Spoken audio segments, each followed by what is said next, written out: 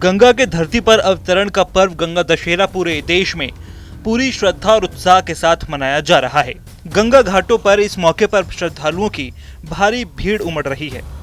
गंगा, जमुना और अदृश्य सरस्वती की धाराओं के मिलन स्थल प्रयागराज के संगम के तट पर भी इस मौके पर श्रद्धालुओं की भारी भीड़ है। लोग गंगा और संगम में स्नान कर पूजा अर्चना कर रहे हैं।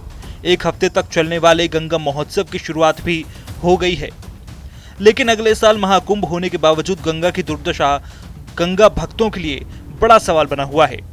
संगम तट पर चिलचिलाती गर्मियों में भी लाखों श्रद्धालु हर हर गंगे का उद्घोष करते हुए गंगा में डुबकी लगाकर अपनी मुक्ति का रास्ता तलाश रहे हैं।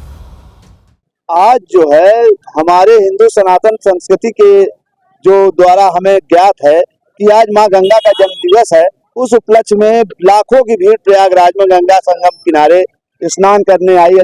लोग दान पुण्य कर रहे हैं। जैसे कि यहाँ पे हमने रुद्राभिषेक का आयोजन किया। इस प्रकार तरह तरह के आयोजन इस मेला क्षेत्र में किए जा रहे हैं और हमारी ये कामना है कि हमारा देश, हमारा राष्ट्र जो है विश्व में सर्वोपरि हो। माँ गंगा सबको अपना आशीर्वाद प्रदान करें। इसी के साथ हर हर महादेव। गंगा के तट पर शासन, प्रशासन और संत समाज की तरफ से एक हफ्ते तक चलने वाले गंगा दशहरा सप्ताह की शुरुआत भी हो जाएगी। लेकिन इसका एक और पहलू है। गंगा हमारे लिए महज एक पवित्र नदी ही नहीं, बल्कि ये इस देश की सांस्कृतिक पहचान के साथ उसी तरह घुल मिल गई है।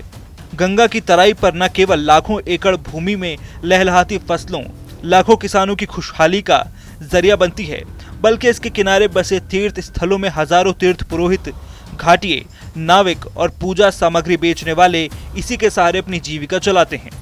संगम में जमा ये विशाल जलराशि देखकर आप सोच रहे होंगे कि यहाँ तो सब कुछ ठीक दिख रहा है, लेकिन ऐसा नहीं है। गंगा की धाराओं में जगह जगह टापू बन गए हैं। कई जगह धाराएं पतली और सूख गई हैं। आज की नदियों में स्नान करने का बहुत बड़ा पर्व है। स्नान करने के लिए बहुत सी नदियों में स्नान दान करे, पुण्य का दान पुण्य करे, तीर्थों का मोक्ष की प्राप्ति होती है, धन पुत्र की प्राप्ति। क्या महत्व आज गंगा दशहरा है? आज को बहुत बड़ा पर्व है। स्नान करना, दान पुण्य करना, यही फलदायक है।